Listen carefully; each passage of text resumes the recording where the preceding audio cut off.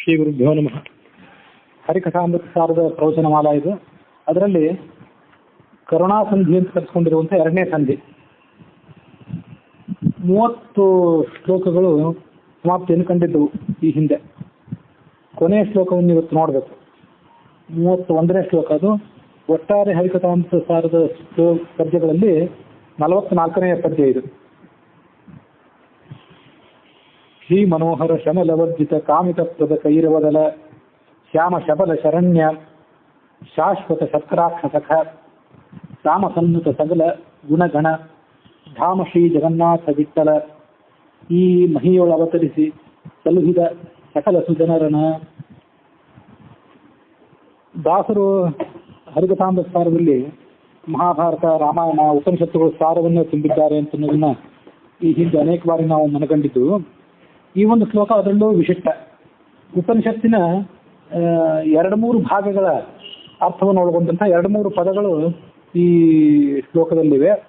ಅದಕ್ಕೆ ಸಾಧ್ಯವಾದಷ್ಟು ಹೆಚ್ಚಿನ ಅರ್ಥಗಳನ್ನು ಅನುಸಂಧಾನ ಮಾಡಿಕೊಳ್ಳೋದು ಈ ಒಂದು ಉದ್ದೇಶ. ಹಾಗೆ ದಾಸರು ಎಷ್ಟು ಭಕ್ತಿಭರಿತರಾಗಿ ಆ ಪದಗಳನ್ನು ಅಲ್ಲಿ ಜೋಡಿಸುತ್ತಾರೆ ಅಂತನ್ನೋದು ಒಂದು ವಿಷಯ. ಇನ್ನೊಂದು, ಎಷ್ಟೆಷ್ಟು ಉಪನಿಷತ್ತುಗಳ ಅನುಸಂಧಾನ ಅವರಿಗೆ ಇರ್ತದೆ ಅಂತ. ಇನ್ನೇನೋ ಭಕ್ತಿಭರಿತರಾಗಿ ಜ್ಞಾನ ಶೂನ್ಯರಾಗಿ ಹಾಡಿದ್ದಲ್ಲ ಅದು. ಪದಗಳನ್ನೇ ತಾವಾಗಿಯೇ ಭಾವಭರಿತರಾಗಿ ಭಾವೋದ್ರೇಕದಿಂದ ಹಾಡಿದಾಗ ಪದಗಳು ತಾವಾಗಿ ಅಲ್ಲಿ ಬಂದು ಕುತ್ಕೊಂಡಿರ್ತವೆ. ಅದಲ್ಲದೆ ಅಷ್ಟು ವಿಶಿಷ್ಟವಾದಂಥ ಅರ್ಥಗಳು ಅವಕ್ಕೆ. ಅದರಲ್ಲಿ ಮೊದಲನೇದ್ದು ಶ್ರೀ ಮನೋಹರ. ಒಂದು ತುಂಬ ಸುಂದರವಾದಂಥ ಶಬ್ದಗಳು, ಅನೇಕ ಶಬ್ದಗಳು. ಶ್ರೀ ಅಂದರೆ ಲಕ್ಷ್ಮೀದೇವಿ, ಅವಳಿಗೆ ಆತ ಮನೋಹರ. ಶ್ರೀ ಅಂದರೆ ಲಕ್ಷ್ಮೀದೇವಿ ಅಂತ ಯಾಕೆ ಕರೀತಾರೆ? ಆಕೆ ಭಗವಂತನನ್ನು ಆಶ್ರಯಿಸಿದವಳು. ಶ್ರಿಂಗ್ ಶಯಣೆ ಅಂತ ಧಾತು. ಭಗವಂತನನ್ನು ಆಶ್ರಯಿಸಿದವಳು ಆಕೆ, ಮತ್ತು ಅವಳಲ್ಲಿ ಈ ಜಗತ್ತೆಲ್ಲವೂ ಕೂಡ ಆಶ್ರಿತ.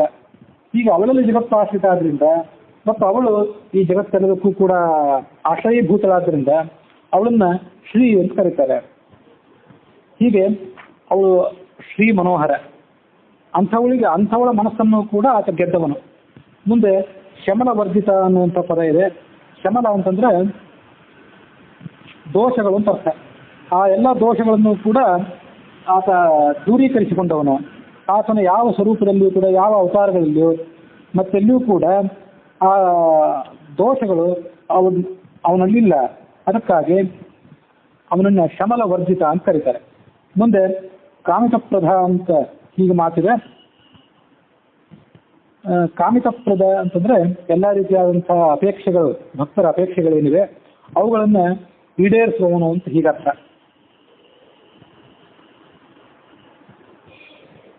ಮುಂದಿನ ಶಬ್ದ ಕೈರವದಲ ಶ್ಯಾಮ. ಕೈರವ ಅಂದ್ರೆ ಕೆನ್ನೆಜಿಲೆ, ನೀಲವರ್ಣದ ಕಮಲ. ಅದರ ದಳ ಅಂತಂದ್ರೆ ಒಂದು ಎಲೆ, ಅದರಂತೆ ಶ್ಯಾಮ ನೀಲವರ್ಣ ಇದ್ದವನು. ಮತ್ತೆ ಶಬಲ. ಶಬಲ ಅಂದ್ರೆ ವಿಚಿತ್ರ ರೂಪ ಇದ್ದವನು, ಬೇರೆ ಬೇರೆ ಮಿಶ್ರ ಬಣ್ಣ ಇದ್ದವನು ಅಂತ ಅರ್ಥ ಆಗುತ್ತೆ. ಭಗವಂತನಿಗೆ ಅನಂತ ರೂಪಗಳಿವೆ. ಅದರಲ್ಲಿ ಕೆಲವು ವಾಸುದೇವಾದಿಕಾಹ ಶುಕ್ಲ ಶೀತ ಶಿತೋಜ್ವರಾಹ ಅಂತ ನಾರಾಯಣ ಶಾಸ್ತ್ರ, ಸತ್ಯನ್ಯಾಸ, ಮಾಪಕನ್ಯಾಸ ಇತ್ಯಾದಿ ವಿಧಿಗಳಲ್ಲಿ ಕೆಂಬಣ್ಣ, ನೀಲಿ ಬಣ್ಣ, ಬಿಳಿ ಬಣ್ಣ ಇತ್ಯಾದಿ ವಿಚಿತ್ರ ಬಣ್ಣವುಳ್ಳಂತಹ ಸ್ವರೂಪ, ಅನೇಕ ರೂಪಗಳು ಆತನಿಗಿವೆ ಅಂತ ಅದನ್ನ ವರ್ಣನೆ ಮಾಡ್ತಾರೆ. ಕೈರವದಳ ಶ್ಯಾಮ, ಶಬಲ ಅನ್ನುವಂಥ 2 ಶಬ್ದಗಳನ್ನ ನೋಡಿದ್ವಿ.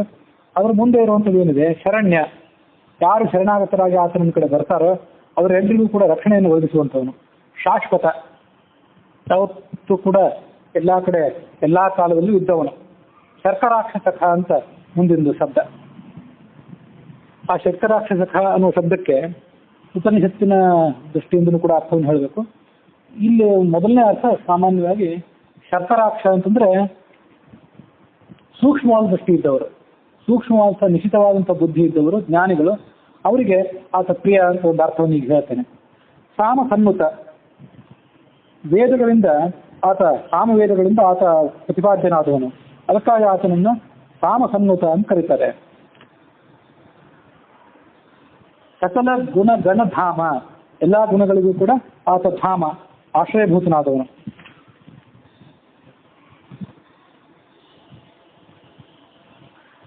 ಶ್ರೀ ಜಗನ್ನಾಥ ವಿಠಲ. ಅಂಥ ಜಗನ್ನಾಥ ವಿಠಲ ಈ ಮಹಿಯೊಳ ಅವತರಿಸಿ ಈ ಭೂಮಿಯೊಳಗೆ ಆತ ಅವತಾರ ಮಾಡಿ ಸಲ್ಲುಹಿದ ಸಕಲ ಸಜ್ಜನರ ಎಲ್ಲ ಸಜ್ಜನರನ್ನು ಕೂಡ ಆತ ಕಾಪಾಡಿದ. ಇದು ಸಾಧಾರಣವಾದ ಅರ್ಥ. ಈಗ ಅಲ್ಲಿ ಮೊದಲನೇದಾಗಿ ಶ್ಯಾಮ ಶಬಲ ಅಂತ 2 ಶಬ್ದಗಳು ಬಂದು ಅದನ್ನು ಗಮನಿಸ್ಬೇಕು. ಈ ಶ್ಯಾಮ ಶಬಲ ಶಬ್ದಗಳು ಮತ್ತು ಶರ್ಕರಾಕ್ಷ ಸಖ ಅನ್ನುವಂಥ ಶಬ್ದ, ಸಾಮ ಸನ್ನುತ ಅನ್ನುವಂಥ ಶಬ್ದ ಮತ್ತು ಶ್ರೀ ಮನೋಹರ ಅಂತ ಮೊದಲನೇ ಶಬ್ದ ಏನಿದೆ, ಇವೆಲ್ಲವೂ ಕೂಡ ಉಪನಿಷತ್ತಿನ ಹಿನ್ನೆಲೆಯನ್ನು ಹೊಂದಿರತಕ್ಕಂಥವು. ಶ್ರೀ ಅಂದ್ರೆ ತಾನು ಭಗವಂತನನ್ನು ಆಶ್ರಯಿಸಿದವಳಾದ್ರಿಂದ ಅವಳು ಶ್ರೀ ಅಂತ ಹೆಸರು. ಅವಳಲ್ಲಿ ಜಗತ್ತೆಲ್ಲವೂ ಕೂಡ ಆಶ್ರಿತವಾಗಿದೆ, ಜಗತ್ತೆಲ್ಲವೂ ಅವಳನ್ನು ಬಿಟ್ಟಿಲ್ಲ, ಅದಕ್ಕಾಗಿ ಅವಳಿಗೆ ಶ್ರೀ ಅಂತ ಹೆಸರು ಅಂತ ಹೇಳಿದೆ. ಅದು ಬೃಹದಾರಣ್ಯಕ ಉಪನಿಷತ್ತಿನ 3ನೇ ಅಧ್ಯಾಯದಲ್ಲಿ ಹೀಗಿದೆ. ಸಾಹೋವಾಚ ಅಹಂ ವೈ ಯಾಜ್ಞವಲ್ಕ್ಯ ಯಥಾ ಕಾಶ್ಯೋ ವಾ ವೈದೇಹೋ ವೋ ಅಗ್ರಪುತ್ರ ಉಜ್ಜಂ ಧನುರವಿಜ್ಯಂ ಕೃತ್ವಾ ದ್ವೌ ಬಾಣವಂತೌ ಸಪತ್ನಾತಿ ವ್ಯಾಧಿನೌ ಹಸ್ತೆ ಕೃತ್ವಾ ಉಪತಿಷ್ಠೆ ಏವಮೇವಾಹಂ ದ್ವಾಭ್ಯಾಂ ಪ್ರಶ್ನಾಭ್ಯಾಂ ಉಪೋದಸ್ಥಾಂ ಸೌಮೇ ಡೂಹಿ ಪೃಚ್ಛಗಾರ್ಗೀತಿ. ಗಾರ್ಗಿ ಮತ್ತು ಯಾಜ್ಞವಲ್ಕ್ಯರ ನಡುವೆ ಸಂವಾದ ನಡೆದಿತ್ತು ಅಂತ ಒಂದು ಪ್ರಶ್ನೆ ಅದು. ಅವಳು ಗಾರ್ಗಿ ಯಾಜ್ಞವಲ್ಕ್ಯರನ್ನು ಕೇಳಿದ್ದಂತೆ, ನಾನು ನಿಮಗೆ 2 ಪ್ರಶ್ನೆಗಳನ್ನ ಕೇಳ್ತೇನೆ. ಈ ಮಹಾಪರಾಕ್ರಮಿಯಾದಂಥ ಒಬ್ಬ ರಾಜಕುಮಾರ ಇದ್ದ, ಕಾಶಿ ದೇಶದವನು ಅಥವಾ ವಿದೇಹ ದೇಶದ ಒಬ್ಬ ರಾಜಕುಮಾರ. ಆತ 2 ಬಾಣಗಳನ್ನು ಹಿಡಿದು ಶತ್ರುಗಳ ಮುಂದೆ ನಿಂತರೆ ಅದು ಹೇಗೆ ಕಾಣಿಸ್ತದೋ ಹಾಗೆ ನಾನು ಕೂಡ 2 ಪ್ರಶ್ನೆಗಳನ್ನು ಹಿಡಿದು ನಿಮ್ಮ ಎದುರು ನಿಂತಿದ್ದೇನೆ. ಆಗ ಯಾಜ್ಞವಲ್ಕ್ಯರು ಹೇಳಿದರು, ಕೇಳ ಆ ಪ್ರಶ್ನೆಗಳನ್ನ ಅಂತ. ಸಾಹೋವಾಚ ಯದೂರ್ಧ್ವಂ ಯಾಜ್ಞವಲ್ಕ್ಯದಿವೋ ಯದುರುವ ಯದರ್ವಾಕ್ ಪೃಥಿವ್ಯಾಂ ಯದಂತರ ದ್ಯಾವಾ ಪೃಥಿವೀ ಮೇ ಯದ್ಭೂತಂ ಚ ಭವಶ್ಚ ಭವಿಷ್ಯತ್ಯೇಕಾತ್ ಇತಿ ಆಚಕ್ಷತೆ ಕಸ್ಮಿನ್ ಸದೋತಂ ಪ್ರೋತಂ ಚೇತಿ. ಮೇಲಿನ ಲೋಕಗಳು, ಸ್ವರ್ಗದಿಂದ ಮೇಲಿನ ಮಹದಾದಿ ಲೋಕಗಳು, ತಪೋಲೋಕ ಜನೋಲೋಕ ಇವೆಲ್ಲ ಮೊದಲು. ವೈಕುಂಠದಿಂದ ಮೇಲಿನ ಬ್ರಹ್ಮಾಂಡ ನವ ಆವರಣಗಳು, ಪಾತಾಳ ಲೋಕಗಳು, ಅಂಡೋದಕ, ಸ್ವರ್ಗಲೋಕ, ಪೃಥ್ವಿ ಲೋಕ, ಇವೆಲ್ಲವೂ ಕೂಡ ಯಾರಲ್ಲಿ ಆಶ್ರಯ ಇಟ್ಕೊಂಡಿವೆ, ಓತಪ್ರೇತವಾಗಿವೆ, ಯಾರಲ್ಲಿ ಅವು ಹೆಣೆದುಕೊಂಡಿವೆ. ಸಹೋವಾಚ ಆ ಯಾಜ್ಞವಲ್ಕ್ಯರು ಅವಳಿಗೆ ಹೇಳಿದ್ರಂತೆ. ಆ ಉಪನಿಷತ್ತಿಂದು ಹಿನ್ನೆಲೆ ಹೀಗಿದೆ. ಆ ಯಾಜ್ಞವಲ್ಕ್ಯರಿಗೆ ಮೈತ್ರೇಯಿ ಮತ್ತು ಗಾರ್ಗಿ ಅಂತ 2 ಪತ್ನಿಯರಿದ್ರು. ಆ ಯಾಜ್ಞವಲ್ಕ್ಯರು ಸನ್ಯಾಸ ಸ್ವೀಕಾರ ಮಾಡಿರ್ಬೇಕು ಅಥವಾ ತಪಸ್ಸು ಹೋಗ್ಬೇಕು ಅಂತ ಹೊರಟಿದ್ರೊಮ್ಮೆ. ಆ 2 ಪತ್ನಿಯರನ್ನು ಕೇಳಿದ್ರು, ನಿಮಗೆ ನಾನು ಏನು ಕೊಟ್ಟು ಹೋಗ್ಬೇಕು? ಮೊದಲನೇ ಅವಳು ಸಂಪತ್ತನ್ನು ಕೊಟ್ಟು ಹೋಗ್ರಿ ಅಂತ ಹೇಳಿದಂತೆ. ಆ ಪ್ರಕಾರ ಅವಳಿಗೆ ಸಂಪತ್ತು ಕೊಟ್ಟು, ಈ ಗಾರ್ಗಿ ಅಂತ ನೋಡು ನನಗೆ ತತ್ವಜ್ಞಾನ ಉಪದೇಶ ಮಾಡಿ ಅಂತ ಕೇಳಿದ್ರು. ಆ ಪ್ರಕಾರ ಅವ್ರು ಪ್ರಶ್ನೆ ಕೇಳ್ತಾ ಹೋದ್ಲು, ಇವ್ರು ಉತ್ತರ ಹೇಳ್ತಾ ಹೋದ್ರು ಅಂತ ಬಂದದ್ದು. ಅದ್ರ ಹಿನ್ನೆಲೆ ಅದು. ಈಗ ಇಲ್ಲಿ ಅವಳು ಪ್ರಶ್ನೆ ಕೇಳಿದ್ರು, 2 ಬಾಣ ಹಿಡ್ಕೊಂಡಂತೂ ನಿಮ್ಮನ್ನು ಹಿಡ್ಕೊಂಡಿದ್ದೆ ನಾನು. ಗಂಡನಿಗೆ ಅಷ್ಟು ನೇರವಾಗಿ ಪ್ರಶ್ನೆ ಕೇಳಿದ್ದೆ. ಅವಳಿಗಂತ ಕುತೂಹಲವು ಇತ್ತೊಳಗಾಗಿ ಅವ್ರು ಹೇಳಿದ್ರು. ಯಾಜ್ಞವಲ್ಕ್ಯ ಹೇಳಿದ್ರು, ಗಾರ್ಗಿ ಮಹದಾದಿ ಲೋಕಗಳು, ವೈಕುಂಠಾದಿ ಲೋಕಗಳು, ಬ್ರಹ್ಮಾಂಡದ ಆವರಣಗಳು, ಕೆಳಗಿನ ಲೋಕಗಳು ಇವೆಲ್ಲವೂ ಕೂಡ ಎಲ್ಲಿವೆ ಅಂತಂದ್ರೆ ಆಕಾಶ ನಾಮಕರಾದಂತಹ ಲಕ್ಷ್ಮೀ ದೇವಿಯಲ್ಲಿ ಓತಪ್ರೇತವಾಗಿವೆ. ಇದನ್ನು ತಿಳ್ಕೊ. ಮೊದಲು ಅವಳ ಆಧಾರ, ಮುಂದೆ ಅವಳಿಗೆ ಪರಮಾತ್ಮ ಆಧಾರ ಅಂತ ಹೀಗೆ ತಿಳ್ಕೊ ಅಂತ ಅವರು ಅವಳಿಗೆ ಉಪದೇಶ ಮಾಡಿದರು. ನೂತಂ ಭವಿಷ್ಯತ್ಯ ಇತ್ಯಾಚಕ್ಷತೆ ಆಕಾಶೇ ತದೋತಂ ಚ ಪ್ರೋತಂ ಚ. ಆಕಾಶದಲ್ಲಿ ಅದಿದೆ. ಆಕಾಶ ಅಂದ್ರೆ ಆಕಾಶ ನಾಮಕ ಅಂತ ಲಕ್ಷ್ಮೀದೇವಿ. ಅವಳಲ್ಲಿ ಆ ಜಗತ್ತೆಲ್ಲವೂ ಕೂಡ ಸೇರ್ಕೊಂಡಿದೆ. ದೀಪ್ತೇ ರಾಕಾಶಬ್ದೋಕ್ತ ಶ್ರೀ ಸರ್ವಾಶ್ರಯ ಮತ ಸದಾಶ್ರಯ ಪರೋ ವಿಷ್ಣು ಸೋಸ್ಥೂಲಾದಿ ಗುಣೋ ಮತಃ ಅಂತ ಭಾಷ್ಯ. ಈ ಬೃಹದಾರಣ್ಯಕ ಉಪನಿಷತ್ತಿಗೆ ಒಂದು ಭಾಷ್ಯ. ಆ ಭಾಷ್ಯದಲ್ಲಿ ಆಚಾರ್ಯ ನೇರವಾಗಿ ಅರ್ಥ ಹೇಳೋದಿಲ್ಲ, ತಾವೇ ಹೇಳೋದಿಲ್ಲ. ಅದಕ್ಕೆ ತನಗೆ ತಿಳಿದ ಅರ್ಥ ತಗೊಳ್ರಿ ಅಂತ ಹೇಳೋದಿಲ್ಲ ಅವರು. ಈಗೊಂದು ಪುರಾಣದಲ್ಲಿದೆ, ಉಪನಿಷತ್ತುಗಳಿಗೆ ವೇದಗಳಿಗೆ ಪುರಾಣಕ್ಕನುಸಾರವಾಗಿ ಅರ್ಥ ಹೇಳಬೇಕು ಮತ್ತು ಪುರಾಣಗಳಿಗೆ ವೇದಕ್ಕನುಸಾರವಾಗಿ ಅರ್ಥ ಹೇಳಬೇಕು ಅಂತ ಈಗ ಅವರು ಮೊದಲಿಂದ ಮಾಡಿಕೊಂಡು ಬಂದಂಥ ಒಂದು ಪರಿಪಾಠಿ. ಇದು ಸ್ಕಾಂದೆ ಕಂದ ಪುರಾಣದಲ್ಲಿ ಬಂದದ್ದು ಮಾತದು. ಅದೇನೆಂದ್ರೆ ಲಕ್ಷ್ಮೀ ದೇವಿಯನ್ನು ಆಕಾಶ ಅಂತ ಯಾಕೆ ಕರೀತಾರೆ? ಆಕಾಶ ಅಂತಂದ್ರೆ ನಾವು ಜಾಗ ಅಂತ ನಾವು ತಿಳ್ಕೊಂಡಿರ್ತೀವಿ, ಇದು ಸಾಮಾನ್ಯವಾದಂಥ ಅರ್ಥ. ಆದರೆ ದೀಪ್ನೇಹೇ ಆಕಾಶ ಶಬ್ದೋಕ್ತ ಆ ಸಮಂತ ಕಾಶತೆ, ಕಾಶು ದೀಪ್ತವು ಅಂತ ಧಾತು. ಎಲ್ಲ ಕಡೆ ಅವಳು ಬೆಳಗ್ತಾಳಲ್ಲ, ಭಗವಂತನ ನಂತರ ಅತಿ ಶ್ರೇಷ್ಠವಾದ ಬೆಳಕು ಅಂದ್ರೆ ಅವಳೇ. ಅದಕ್ಕಾಗಿ ಎಲ್ಲ ಕಡೆ ಬೆಳಗೋದ್ರಿಂದ ಅವಳು ಆಕಾಶ. ಅವಳು ವಾಸ್ತವಿಕವಾಗಿ ಸ್ತ್ರೀಯೇ. ಆದರೆ ಅವಳಿಗೆ ಆಕಾಶ ಅನ್ನುವಂಥ ಪುಲ್ಲಿಂಗ ಶಬ್ದದಿಂದ ವಾಚ್ಯತ್ವ ಇದೆ. ದೀಪ್ತೇಹೇ ಆಕಾಶ ಶಬ್ದೋಕ್ತ ಶ್ರೀಹಿ ಸರ್ವಾಶ್ರಯ ಮತ, ಎಲ್ಲ ಕಡೆ ಅವಳು ಇದ್ದಾಳೆ. ಹಾಗಾಗಿ ಎಲ್ಲಕ್ಕೂ ಅವಳೇ ಆಶ್ರಯೀಭೂತವಾಗಿದ್ದಾಳೆ. ತದಾಶ್ರಯ ಪರೋ ವಿಷ್ಣು, ಅವಳಿಗೆ ಆಶ್ರಯ ಯಾರು ಅಂದರೆ ಪರಮಾತ್ಮನ ಅಂತ ವಿಷ್ಣು. ಅವನು ವಿಚಿತ್ರವಾದಂಥ ಗುಣಗಳಿದ್ದವನು. ಅಸ್ಥೂಲಾದಿ ಗುಣೋಮತಃ, ಅವನನ್ನು ಸ್ಥೂಲ ಅಲ್ಲ ಅಂತ ಹೇಳಿ. ಸ್ಥೂಲ ಅಂದ್ರೆ ದಷ್ಟಪುಷ್ಟ ಅಲ್ಲ ಅಂತ ಹೇಳಿದ್ರು ಸರಿನೇ, ಕೃಷ ಅಲ್ಲ ಅಂತ ಹೇಳಿದ್ರೆ ಅದು ಸರಿಯೇ. ಇಂಥ ವಿಲಕ್ಷಣವಾದಂಥ ಗುಣಗಳ ಆಶ್ರಯ ಆತ.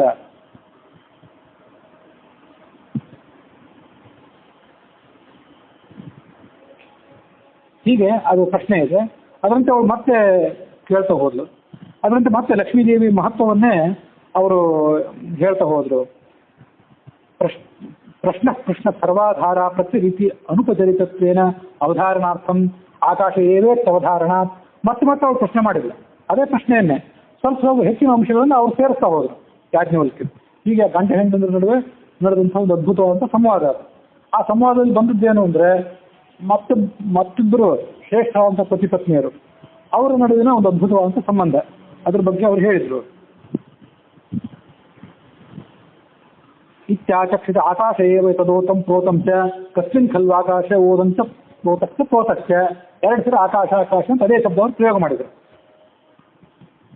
ಅನುಪಚರಿತತ್ವೇನ ಅವಧಾರಣಾರ್ಥಂ, ದೃಢಪಡಿಸ್ಕೊಳ್ಳಿಕ್ಕೋಸ್ಕರ ಅವ್ರು ಕೇಳಿದ್ರು. ಇವರು ಕೂಡ ಅದೇ ಶಬ್ದವನ್ನು ಮತ್ತೆ ಅವರಿಗೆ ತನ್ನ ಪತ್ನಿಗೆ ಅರ್ಥವಾಗುವಂತ ಅವರು ಮತ್ತಷ್ಟು ಅದನ್ನ ವಿವರಿಸಿ ಹೇಳಿದರು. ಹೀಗೆ ಆ ಲಕ್ಷ್ಮೀದೇವಿ ಸರ್ವಕ್ಕೂ ಆಶ್ರಯಭೂತವಾದವಳು ಅಂತನ್ನೋದನ್ನು ಶ್ರೀ ಮನೋಹರ ಅಂತ ಮೊದಲನೇ ಶಬ್ದ ಇದೆ, ಅದರಿಂದ ಅರ್ಥ ಮಾಡ್ಕೊಳ್ಬೇಕು. ಶಮಲವರ್ತಿತ ಅಂದ್ರೆ ಸಕಲ ದೋಷರಹಿತ. ಇಲ್ಲಿ ಹೇಳ್ತಾ ಹೋದ್ರೆ ಪ್ರತಿಯೊಂದಕ್ಕೂ ಉಪನಿಷತ್ತಿನ ಹಿನ್ನೆಲೆ ಇದೆ. ನಮಗೇನಾಗ್ತದೆ ಅಂದ್ರೆ ಯಾವುದೋ ಒಂದು ಕಾಲಕ್ಕೆ ಯಾವುದೋ ಉಪನಿಷತ್ತು ಓದಿ ನೆನಪಾಗ್ತದೆ. ಆ ನೆನಪಾಗಿದ್ದಕ್ಕೆ ಇಸಿ ನಿಮ್ಮ ಎದುರು ಹೇಳ್ತಿದ್ದಾನಷ್ಟೇ. ಶಮಲವರ್ತಿತ ಅಂತ ಹೇಳಲಿಕ್ಕೆ ಮತ್ತೊಂದು ಉಪನಿಷತ್ತು ಯಾವುದೋ ಸಿಗ್ತದೆ, ಮತ್ತೊಂದು ಯಾವುದೋ ವೇದೋ ಆಯ್ತು. ಅಂತೂ ಕಾಮಿತಪ್ರದ ಎಲ್ಲವನ್ನೂ ಕೊಡಬಲ್ಲವನಾಗ. ಕೈರವದನ ಶ್ಯಾಮ, ನೀಲ ಬಣ್ಣ ಇದ್ದವನು ಅಂತ ಒಂದರ್ಥ. ಆ ನೀಲ ಬರೇ ಬಣ್ಣನ ಇದ್ದವನು ಅಷ್ಟೇ ಭಗವಂತನನ್ನು ಉಪಾಸನೆ ಮಾಡಿಬಿಡಬಾರ್ದು. ಛಾಂದೋಗ್ಯ ಉಪನಿಷತ್ತು ಏನು ಹೇಳಿದೆ ಅಂತಂದ್ರೆ, ಶ್ಯಾಮ ಶಬಲಂ ಪ್ರಪದ್ಯೆ ಶಬಲ ಶ್ಯಾಮಂ ಪ್ರಪದ್ಯೆ ಅಂತ ಛಾಂದೋಗ್ಯ ಉಪನಿಷತ್ತು ಹೇಳಿದೆ. ಶ್ಯಾಮ ಮತ್ತು ಶಬಲ ಅನ್ನೋದು ಭಗವಂತನ ಎರಡು ರೂಪಗಳು. ಬರೇ ನೀಲ ಬಣ್ಣ ಇದ್ದವನು ಅಂತ ಅರ್ಥ ಅಲ್ಲ. ಶ್ಯಾಮ ಅಂದ್ರೆ ನೀಲ ಬಣ್ಣ ಇದ್ದವನು, ಶಬಲ ಅಂತಂದ್ರೆ ಮಿಶ್ರ ಬಣ್ಣ ಇದ್ದವನು. ಈ ಶಬಲ ಅಂತ ಹೇಳಿ ಆಕಳಿಗೆ ಕರೀತಾರೆ, ಕೆಲವು ಆಕಳಗಳಿಗೆ ಮಿಶ್ರ ಬಣ್ಣದ ಆಕಳಗಳು ಇರ್ತಾವಲ್ಲ, ಬೇರೆ ಬೇರೆ ಬಣ್ಣ ಮಿಶ್ರಿತವಾದ ಆಕಳು, ಅದಕ್ಕೆ ಕರೀತಾರೆ. ಹಾಗೆ ಮಿಶ್ರವಾದ ಬಣ್ಣ ಇದ್ದವನು ಅಂತ ಸಾಮಾನ್ಯವಾದ ಅರ್ಥ ಅದು. ಅದಿಲ್ಲಿ ಶ್ಯಾಮೋ ಹೃದಯಸ್ಥೋ ವಿಷ್ಣು ಶಬಲೋ ವಿಶ್ವರೂಪವಾನ್ ಅಂತ ಛಾಂದೋಗ್ಯ ಭಾಷ್ಯ. ಶ್ಯಾಮ ಅಂದ್ರೆ ಹೃದಯದಲ್ಲಿರುವಂಥ ರೂಪಕ್ಕೆ ಶ್ಯಾಮ ಅಂತ ಹೆಸರು. ಶಬಲೋ ವಿಶ್ವರೂಪವಾನ್, ಎಲ್ಲಾ ಕಡೆ ಇರುವಂಥ ರೂಪಕ್ಕೆ ಶಬಲ ಅಂತ ಹೆಸರು. ಇದನ್ನು ದಾಸರು ಕೈರವದಲ ಶ್ಯಾಮ ಶಬಲ ಅಂತ ಹೇಳಿದರು. ಸುಮ್ಮನೆ ಬಣ್ಣವನ್ನು ಹೇಳೋ ಉದ್ದೇಶ ಅಲ್ಲ ಅವರಿಗೆ. ತನ್ನ ಹೃದಯದೊಳಗಿರುವಂತಹ ಭಗವಂತ ಮತ್ತು ಶ್ರೋತ್ರದ ಹೃದಯದೊಳಗಿರುವಂತಹ ಭಗವಂತ ಮತ್ತೆ ಎಲ್ಲಾ ಕಡೆ ವ್ಯಾಪಿಸಿಕೊಂಡಿರುವಂತಹ ಭಗವಂತನ ರೂಪಗಳನ್ನು ಹೇಳೋದು ಅವರ ಉದ್ದೇಶ. ಇದು ಶ್ಯಾಮ ಮತ್ತು ಶಬಲ. ಅದರ ಮುಂದೆ ಶಾಶ್ವತ ಅಂತ ಶಬ್ದ ಇದೆ. ಶಾಶ್ವತ ಅನ್ನುವಂಥ ಶಬ್ದ ಅದು ಭಗವಂತ ಕಾಲದಲ್ಲಿ ಎಲ್ಲಾ ಕಡೆ ವ್ಯಾಪ್ತ ಅಂತ ಅನ್ನೋದಕ್ಕೆ ಸೂಚಕವಾಗಿದೆ. ಅದರ ಮುಂದೆ ಬರುವಂಥ ಶಬ್ದ ಏನಿದೆ ಸರ್ಕರಾಕ್ಷಸಖ ಅನ್ನುವಂಥ ಶಬ್ದ. ಇದಕ್ಕೂ ಕೂಡ ಕನಿಷ್ಠ 3 ಅರ್ಥಗಳನ್ನು ಹೇಳ್ಬೋದು. ದಾಸರು ಕನ್ನಡದಲ್ಲಿ ರಚನೆ ಮಾಡಿದರು ಹರಿಕಥಾಮೃತಸಾರವನ್ನ. ಅದು ಕನ್ನಡದಲ್ಲಿ ರಚನೆ ಮಾಡಿದ್ದು ಏನಂತೆ, ಅದು ಶಬ್ದಗಳೆಲ್ಲ ಪುರಾಣದಲ್ಲಿ ಬಂದದ್ದು, ವೇದಗಳಲ್ಲಿ ಬಂದಿದ್ದೇ ಅಲ್ಲ. ಹಾಗಾಗಿ ಶ್ರೇಷ್ಠತಾಂಶ ವಿತ್ತ ಪ್ರಯೋರ್ಥಾಸ್ತರ ವೇದೇಶ ಕನಿಷ್ಠ 3 ಅರ್ಥಗಳನ್ನು ಹೇಳಿ ಪ್ರಯತ್ನ ಪಡಬೇಕು. ಆಗದೇ ಇದ್ರೆ ಒಂದೇ ಹೇಳಬೇಕು. ಎಲ್ಲವೂ ಸಾಧ್ಯ ಆಗ್ತದೆ, 3 ಅರ್ಥಗಳನ್ನು ಅದರಿಂದ ಹೊರಗೆ ತಗೊಳ್ಬೇಕು. ಹಾಗೆ ಮಾಡಿದರೆ ಪುರಾಣಗಳಿಗೆ ಮತ್ತು ಮಹಾಭಾರತ ರಾಮಾಯಣಾದಿಗಳಿಗೆ ವೇದಗಳಿಗೆ ಸರಿಯಾದಂಥ ನ್ಯಾಯ ಒದಗಿಸಿದಂತ ಆಗ್ತದೆ. ಅದನ್ನು ಹೇಳೋದು ಈಗಿನ ಉದ್ದೇಶ. ಅದನ್ನು ಗಮನಿಸಿರಿ. ಅದೇನಂದ್ರೆ ಶರ್ಕರಾಕ್ಷಸಖ. ಶರ್ಕರ ಅಂತಂದ್ರೆ ಸಕ್ಕರೆ ಅಂತ ಅರ್ಥ. ಸಕ್ಕರೆ ಅಂದ್ರೆ ಪುಡಿ ಅಂತ ಅರ್ಥ. ಸಕ್ಕರೆ ಅಂದ್ರೆ ತಿನ್ನೋ ಸಕ್ಕರೆ ಅದೊಂದು ವಿಷಯ ಬೇರೆ. ಶರ್ಕರ ಅಂದ್ರೆ ಪುಡಿಯಾದಂತಹ ದೃಷ್ಟಿ ಇದ್ದವರು, ಸೂಕ್ಷ್ಮವಾದ ದೃಷ್ಟಿ ಇದ್ದವರು ಅಂತ ಅರ್ಥ. ಸೂಕ್ಷ್ಮವಾದಂತಹ ದೃಷ್ಟಿ ಉಳ್ಳಂತಹ ಜ್ಞಾನಿಗಳಿಗೆ ಪ್ರಿಯ. ಅಜ್ಞಾನಿಗಳಿಗೆ ಭಗವಂತ ಹೆಚ್ಚು ಪ್ರಿಯ ಆಗೋದಕ್ಕಿಂತ ಹೆಚ್ಚಾಗಿ ಜ್ಞಾನಿಗಳಿಗೆ ಹೆಚ್ಚು ಪ್ರಿಯ ಅಂತ ಹೀಗರ್ಥ. ಅಲ್ಲಿ ಐತರೇಯ ಉಪನಿಷತ್ನಲ್ಲಿ ಅದರ ವಿವರಣೆ ವಿಸ್ತಾರವಾಗಿ ಬಂದಿದೆ. ಆ ಶರ್ಕರಾಕ್ಷಸಖ ಮತ್ತು ಶರ್ಕರಾಕ್ಷ ಅನ್ನೋ ಶಬ್ದಕ್ಕೆ ಏನು ಅರ್ಥ ಅಂತ ಅನ್ನೋದನ್ನೆಲ್ಲ ಅದನ್ನು ಈಗ ನಾವು ಹೀಗೆ ಗಮನಿಸಬೇಕು. ಉದರಂ ಬ್ರಹ್ಮೇತಿ ಶಾರ್ಕರಾಕ್ಷ ಉಪಾಸತೆ ಐತರೇಯ ಉಪನಿಷತ್ ಹಾಗೆ ಹೇಳಿದೆ. ಭಗವಂತನನ್ನ ಜ್ಞಾನಿಗಳಾದವರು ನಾನಾ ರೀತಿಯಾಗಿ ಉಪಾಸನೆ ಮಾಡ್ತಾರೆ. ಅವ್ರವ್ರಿಗೆ ಏನೇನು ಅಪೇಕ್ಷೆ ಬರ್ತದೆ ಹಾಗೆ ಅವ್ರು ಉಪಾಸನೆ ಮಾಡ್ತಾ ಹೋಗ್ತಾರೆ. ಬೇರೆ ಬೇರೆ ಶಬ್ದಗಳಿಂದ ಅವ್ರನ್ನ ಕರೀತಾರೆ.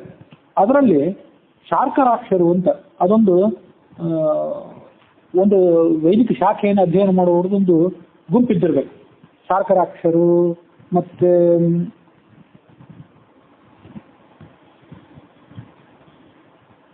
ಮುಂದೊಂದು ಇನ್ನೊಂದು ಶಬ್ದ ಬರೋದ್ರೆ ಅದನ್ನು ಇಲ್ಲೇ ಹೇಳ್ತೇನೆ. ಐತರೇಯ ಉಪನಿಷತ್ತಿನ ಒಂದು ಭಾಗ ಇದೆ ಹೀಗೆ: ತಂ ಪ್ರಪದಾಭ್ಯಾಂ ಪ್ರಾಪದ್ಯತ ಬ್ರಹ್ಮೇಮಂ ಪುರುಷಂ ಯತ್ ಪ್ರಪದಾಭ್ಯಾಂ ಪ್ರಾಪದ್ಯತ ಬ್ರಹ್ಮೇಮಂ ಪುರುಷಂ ತಸ್ಮಾತ್ ಪ್ರಪದೆ ಇತ್ಯಾಚಕ್ಷತೆ ಅಂತ ಉಪನಿಷತ್ತಿದೆ. ಆ ಉಪನಿಷತ್ತಿಗೆ ಭಾಷ್ಯವೂ ಕೂಡ ಇದೆ. ಆ ಭಾಷ್ಯಕ್ಕೆ ಮತ್ತು ಉಪನಿಷತ್ತಿಗೆ ಏನು ಅರ್ಥ ಅಂದರೆ ಹೀಗೆ: ಆದಿ ಸೃಷ್ಟಿಯಲ್ಲಿ ಈ ಚತುರ್ಮುಖನ ಶರೀರವನ್ನು ಪರಮಾತ್ಮ ಪ್ರವೇಶ ಮಾಡಿದ. ಬ್ರಹ್ಮೇಮಂ ಪುರುಷಂ, ಪುರುಷ ಅಂತಂದ್ರೆ ಪುರುಷ ರೂಪಿಯಾದಂತಹ ಆ ಚತುರ್ಮುಖ ಬ್ರಹ್ಮ. ಆ ಚತುರ್ಮುಖನ ಶರೀರವನ್ನ ವಾಸುದೇವನಾಥನಾದಂತಹ ಪರಬ್ರಹ್ಮ ಪ್ರವೇಶ ಮಾಡಿದ. ಎಲ್ಲಿಂದ ಪ್ರವೇಶ ಮಾಡಿದ ಅಂದ್ರೆ ಕಾಲಿನಿಂದ ಪ್ರವೇಶ ಮಾಡಿದಂತೆ ಮೊದಲು. ಅಲ್ಲಿಂದ ಪ್ರಾರಂಭ ಪ್ರವೇಶ. ಕಾಲಿನಿಂದ ಪ್ರವೇಶ ಮಾಡಿದ್ದರಿಂದಾಗಿ ಪ್ರವೇಶ ಅಂದ್ರೆ ಅಲ್ಲಿ ಬಳಕೆ ಮಾಡಿರುವ ಶಬ್ದ ಪ್ರಪದನ, ಹೆಜ್ಜೆ ಹಾಕೋದು ಅಂತಾರಲ್ಲ, ಕಾಲಿಡೋದು. ಈ ಕಾಲಿಟ್ಟ, ಎಲ್ಲಿಂದ ಕಾಲಿಟ್ಟ? ಒಳಗೆ ಪ್ರವೇಶ ಎಲ್ಲಿಂದ ಮಾಡಿದ ಅಂದ್ರೆ ಕಾಲಿನ ತುದಿಯಿಂದಲೇ ಪ್ರವೇಶ ಮಾಡಿದ. ಪ್ರಪದನ ಅಂದ್ರೆ ಪ್ರವೇಶ ಮಾಡೋದು ಅಂತ ಅರ್ಥ. ಪ್ರಪದನ ಮಾಡಿದ್ರಿಂದ ಆ ಕಾಲಿನ ತುದಿಗೆ ಪಾದ ಅಂತ ಹೆಸರು ಬಂತು. ಹಾಗಾಗಿ ಏನು ಒಂದು ಮುಂದೆ ಸಂಗತಿ ನಡೆದು ಬಂತು ಅಂತಂದ್ರೆ, ಚತುರ್ಮುಖ ಬ್ರಹ್ಮನಂತೆ ಯಾರ್ಯಾರಿಗೆ ಪುರುಷನ ಆಕಾರ ಇದೆಯೋ, ಈಗ ನಮ್ಗೆಲ್ರಿಗೂ ಪುರುಷನ ಆಕಾರ ಇದೆ. ಚತುರ್ಮುಖ ಬ್ರಹ್ಮನಿಗೂ ನಮ್ಮಂತೆ ತಲೆ, ಕೈ, ಕಾಲು ಇತ್ಯಾದಿಗಳು, ಅನೇಕ ಕೈಗಳ ಆತನಿಗಿರ್ಬೋದು, ಅನೇಕ ತಲೆಗಳು, 4 ತಲೆಗಳ ಆತನಿಗಿರ್ಬೋದು, ಅದು ವಿಷಯ ಬೇರೆ. ಅಂತೂ ಆ ಚತುರ್ಮುಖ ಬ್ರಹ್ಮನಂತೆ ಆಕಾರ ಇದ್ದವ್ರು ನಾವೆಲ್ಲರೂ. ಆ ಚತುರ್ಮುಖನ ಬ್ರಹ್ಮನ ಶರೀರವನ್ನ ಕಾಲಿನಿಂದ ಪ್ರವೇಶ ಮಾಡಿದ್ರಿಂದಾಗಿ ಆ ಚತುರ್ಮುಖನ ಬ್ರಹ್ಮನ ಶರೀರಕ್ಕೆ ಆ ಕಾಲಿಗೆ ಪದ ಅಂತ ಹೆಸರು ಬಂತು. ಮತ್ತೆ ನಮ್ಮ ಕಾಲಿಗೂ ಕೂಡ ಪಾದ ಅಂತ ಕರೀಲಿಕ್ಕೆ ಪ್ರಾರಂಭ ಮಾಡಿದ್ರು. ಆದ್ರೆ ಈ ದನಗಳು, ಎಮ್ಮೆಗಳು, ಕುದುರೆಗಳೆಲ್ಲ ಇರ್ತಾವಲ್ಲ, ಅವುಗಳ ಕಾಲಿಗೆ ಪಾದ ಅಂತ ಅನ್ನೋದಿಲ್ಲ, ಅದಕ್ಕೆ ಖುರ ಅಂತ ಕರೀತಾರೆ. ಖುರ ಅಂತ ಕರೀತಾರೆ ಅಥವಾ ಶಪ ಅಂತ ಕರೀತಾರೆ. ಯಾಕೆಂತಂದ್ರೆ ಅದು ಅವಕ್ಕೆ ಚತುರ್ಮುಖ ಬ್ರಹ್ಮನಂತೆ ಶರೀರ ಇಲ್ಲ. ಚತುರ್ಮುಖ ಬ್ರಹ್ಮನ ಶರೀರವನ್ನ ಬಹಳಷ್ಟು ಹೋಲುವಂತ ಶರೀರವನ್ನು ಪಡ್ಕೊಂಡವ್ರು ನಾವು. ಅದಕ್ಕಾಗಿ ನಮ್ಮ ಕಾಲಿಗೆ ಪಾದ ಅಂತ ಕರೀತಾರೆ, ಅವುಗಳ ಪಾದಕ್ಕೆ ಖುರ ಅಂತ ಕರೀತಾರೆ, ಅಥವಾ ಸಂಸ್ಕೃತದಲ್ಲಿ ಶತ ಅಂತ ಕರೀತಾರೆ. ಮುಂದೆ ಅವನು ಏನ್ ಮಾಡಿದ? ಆ ಮಹಾವಿಷ್ಣು ಕಾಲು ತುದಿಯಿಂದ ತೊಡೆಗೆ ಏರಿದ. ಅಥವಾ ಮುದ ಸರ್ಪತ್ ತಾವೂರು ಅಭವತಾಂ, ಊರ್ಧ್ವಮುಖವಾಗಿ, ಊರ್ಧ್ವ ಅಂದ್ರೆ ಮೇಲ್ಮುಖವಾಗಿ ಆತ ಪ್ರವೇಶ ಸಂಚಾರ ಮಾಡಿದ್ರಿಂದ ಆ ತೊಡೆಗಳಿಗೆ ಊರು ಅಂತ ಹೆಸರು ಬಂತು. ಊರ್ವೇವ ಮೇ ಕುರ್ವಿತ್ಯಬ್ರವೀತ್. ಆ ಬಳಿಕ ವಾಸುದೇವ ಏನ್ ಮಾಡಿದ? ವಾಯುವಿಗೆ ಹೇಳಿದ. ಆ ವಾಯುವನ್ನು ಕರ್ಕೊಂಡು ಹೊಟ್ಟೆಗೆ ಪ್ರವೇಶ ಮಾಡಿದ. ನೀನ್ ಇಲ್ಲಿ ಕುತ್ಕೊಂಡು ಚೆನ್ನಾಗಿ ಊಟ ಮಾಡಿ ನನ್ನನ್ನು ಸ್ತೋತ್ರ ಮಾಡು ಅಂತ ಹೇಳಿದ ವಾಯುವಿಗೆ. ಅದೇ ಪ್ರಕಾರ ಆ ವಾಯು ಆ ಹೊಟ್ಟೆಯಲ್ಲಿ ಕುತ್ಕೊಂಡು ಚೆನ್ನಾಗಿ ಊಟ ಮಾಡಿದ. ಅವನಿಗೆ ಊಟ ಅಂತಂದ್ರೆ ಜಗತ್ತಿನ ಸಂಹಾರ ಇತ್ಯಾದಿ ಕಾರ್ಯಗಳಂತ ಅರ್ಥ ಇರ್ಲಿ. ಅಂತೂ ಅಲ್ಲಿ ಕುತ್ಕೊಂಡು ಆತ ಊಟ ಮಾಡಿದ್ರಿಂದಾಗಿ ಮತ್ತು ಭಗವಂತನ ಸ್ತೋತ್ರ ಮಾಡಿದ್ರಿಂದಾಗಿ ಅದಕ್ಕೆ ಉದರ ಅಂತ ಹೆಸರು ಬಂತು. ಇದನ್ನು ಗಮನಿಸಬೇಕು. ಇದಕ್ಕೆ ಉದರ ಅಂತ ಯಾಕೆ ಕರೀತಾರೆ? ಚತುರ್ಮುಖ ಬ್ರಹ್ಮನ ಉದರದಲ್ಲಿ ವಾಯು ಪರಮಾತ್ಮನ ಜೊತೆ ಪ್ರವೇಶ ಮಾಡಿ ಅಲ್ಲಿ ಭೋಜನ ಮಾಡಿದ, ಭಗವಂತನ ಸ್ತೋತ್ರ ಮಾಡಿದ. ಅದಕ್ಕೆ ಉತು ಅರ ಅಂತ ಈಗಲ್ಲಿ ಹೆಸರು. ತತ್ಸ್ಥಾನ ಉದರಂ ನಾಮ ಪುನರಾಹ ಜನಾರ್ದನ ಗುರುಸ್ಥಾನಂ ನಿವಾಸಂ ಮೇ ಕುರು ವಿಸ್ತಾರ ಸಂಯುತಂ. ಹೀಗೆ ಅಲ್ಲಿ ಪ್ರವೇಶ ಮಾಡಿ ಚೆನ್ನಾಗಿ ಉಂಡ ಸ್ಥಳ ಅದು. ಅರ ಉತು ಅಂದ್ರೆ ಚೆನ್ನಾಗಿ, ಅರ ಅಂತಂದ್ರೆ ಉಂಡದ್ದು ಮತ್ತು ಸ್ತೋತ್ರ ಮಾಡಿದ್ದು, ಅದಕ್ಕಾಗಿ ಉದರ ಅಂತ ಹೆಸರು. ಮುಂದೆ ಆ ಭಗವಂತ ವಾಯುವಿನ ಕರ್ಕೊಂಡು ಮೇಲೆ ಹೋದ, ಎದೆಗೆ ಹೋದ. ನನಗಿಲ್ಲಿ ಒಂದು ವಿಸ್ತಾರವಾದ ಸ್ಥಾನ ಮಾಡಿಕೊಡು ಅಂತ ಹೇಳಿದ. ವಾಯುವಿಗೆ ಹೇಳಿದ. ಅದನ್ನು ಗಮನಿಸಬೇಕು. ಹೃದಯ ಕಮಲದಲ್ಲಿ ಸ್ಥಾನ ಇರೋದು ಭಗವಂತ. ಸ್ನಾನ ಮಾಡಿ ಕೊಟ್ಟವನು ಇಲ್ಲಿ ಕೊಡದೇ ಇದ್ದು ಅಂತ ಗೊತ್ತಿದ್ದ ವಿಷಯ ಬೇರೆ. ಆದ್ರೆ ಅವನವನಿಗೆ ಕೊಡುವಂತ ಒಂದು ಕರ್ತವ್ಯ, ಅದು ಡ್ಯೂಟಿ. ವಾಯುವಿನ ಸಾಧನದಲ್ಲಿ ಇವೆಲ್ಲ ಸೇರಿದ್ದು. ವಾಯು ಲಕ್ಷ್ಮಿ ಅಂತ ನಿಕ್ತ ಮುಕ್ತ ಅಲ್ಲ, ಅದು ಸಾಧನೆ ಮಾಡ್ಕೊಂಡು ಇನ್ನೂ ಮೇಲೆ ಹೋಗ್ಬೇಕಾದವನು. ಆತ ಮಾಡುವ ಕರ್ತವ್ಯಗಳಿವೆಲ್ಲ. ಭಗವಂತನ ಜೊತೆ ಅಲ್ಲಿ ಪ್ರವೇಶ ಮಾಡೋದು, ಅಲ್ಲಿ ಊಟ ಮಾಡಿದ ಅನ್ನೋದು, ಸ್ತೋತ್ರ ಮಾಡಿದ ಅನ್ನೋದು, ಭಗವಂತನಿಗೊಂದು ವಿಶಾಲವಾದ ಸ್ಥಳ ಅಲ್ಲಿ ಮಾಡಿಕೊಟ್ಟ ಅಂತ ಅನ್ನೋದು, ಇದನ್ನೆಲ್ಲ ಹೀಗೆ ತಿಳ್ಕೋಬೇಕು. ನನ್ನ ಹೃದಯ ಕಮಲದಲ್ಲಿರುವಂತಹ ಭಗವಂತನೇ ಇಲ್ಲಿಂದ ಪ್ರತಿಮೆಗೆ ಬಾ, ಪ್ರತಿಮೆಯಿಂದ ಮತ್ತೆ ಇಲ್ಲಿಗೆ ಬಾ ಅಂತ ನಾವು ಹೀಗೆಲ್ಲ ಪೂಜೆಯಲ್ಲಿ ಹೇಳ್ತಿರ್ತೇವಲ್ಲ, ಆ ಸಂದರ್ಭದಲ್ಲಿ ಸಾಧ್ಯ ಆದಷ್ಟು ಇದನ್ನೆಲ್ಲ ಅನುಸಂಧಾನ ಮಾಡ್ಕೊಳ್ಬೇಕು. ಉಪನಿಷತ್ತಿನ ಚಿಂತನದ ಅನುಸಂಧಾನ ಅದು. ವಾಯುದೇವ ಹಾಗೆ ಮಾಡಿದ. ವಿಸ್ತಾರವಾದಂಥ ಎದೆಯಲ್ಲಿ ಸ್ನಾನ ಮಾಡಿದ್ರಿಂದ ಅದಕ್ಕೆ ಉರಸ್ ಅಂತ ಹೆಸರು ಬಂತು. ಆ ಎದೆಯ ಮಧ್ಯದಲ್ಲಿ ಹೃದಯ ಇರ್ತದೆ, ಆ ಹೃದಯದಲ್ಲಿ ಹರಿಯವಾಸ. ಯಥಾ ಕರೋತ್ಸವಾಯುಶ್ಚ ಚದುರೋಭೂದ್ವೃತ್ತತಃ ಉರೋರ್ ಮಧ್ಯೆ ಚ ಹೃದಯಂ, ಉರಸ್ಸಿನ ಮಧ್ಯದಲ್ಲಿ ಹೃದಯ ಇದೆ, ತತ್ರಾವಾಸೋ ಹರೇಶ್ವರ.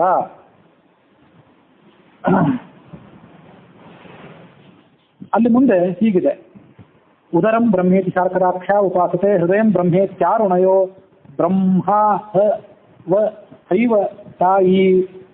ಶಾರ್ಕರಾಕ್ಷರು ಆ ಪರಬ್ರಹ್ಮನನ್ನು ಉದರ ಅಂತ ಉಪಾಸನೆ ಮಾಡ್ತಾರೆ.